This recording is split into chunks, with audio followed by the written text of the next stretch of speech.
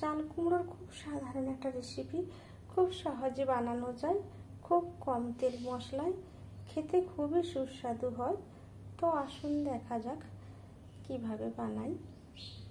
আর বানাবো সিম্পল চাল কুমড়ো। সেজন্য নিয়েছি চাল কুমড়ো, আদা বাটা, সামান্য জিরে গুঁড়ো, সামান্য হলুদ, ফোড়নের জন্য গোটা জিরে, একটা শুকনো লঙ্কা, তেজপাতা, দুটো কাঁচা লঙ্কা, স্বাদ মতো নুন, চিনি, গরম মশলার গুঁড়ো, সামান্য ঘি। রান্নাটা আমি সরষের তেলে করব। প্রথমে এই আদা বাটার সঙ্গে জিরে হলুদ গুঁড়ো দিয়ে মিশিয়ে একটা পেস্ট বানিয়ে রেখে নেব। প্রথমে কড়া গরম করে নিয়ে এর মধ্যে তেল দিয়ে দেব। এবার তেল গরম হয়ে গেলে এর মধ্যে গোটা জিরে, শুকনো লঙ্কা, তেজপাতা ফোড়ন দিয়ে দেব।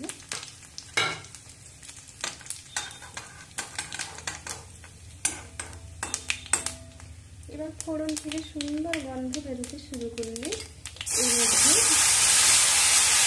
জিরে, আদা, সামান্য হলুদের মিশ্রণটা দিয়ে দেব। এবার আদার কাঁচা গন্ধ যাওয়া অবধি কষে নেব। এবার 2 মিনিট আদাটা কষিয়ে নিয়ে এর মধ্যে চাল কুমড়ো দিয়ে দেব।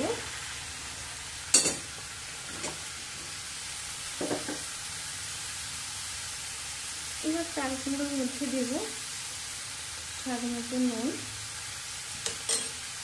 আর দেব চিনি। এবার সব কিছু দিয়ে ভালো করে মিশিয়ে নিয়ে ঢাকা দিয়ে দেব।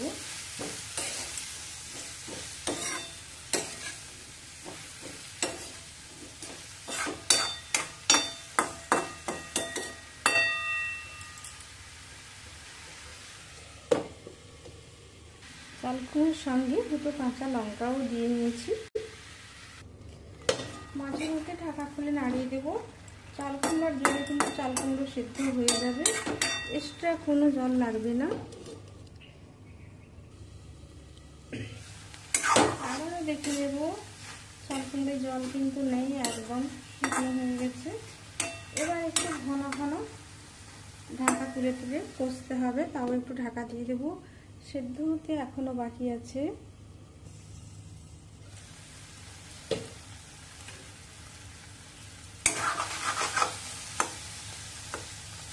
এবার চাল কুমড়ো সেদ্ধ হয়ে গেছে। এর মধ্যে দেব সামান্য গরম মশলা আর দেব ঘি।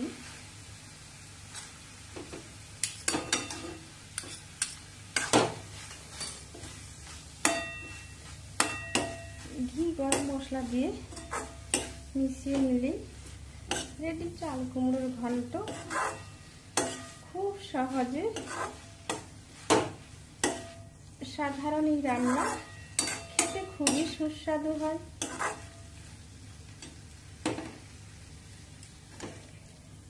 এবার সব কিছু দিয়ে ভালো করে মিশিয়ে নিয়ে একটা প্লেটে বের করে নেব।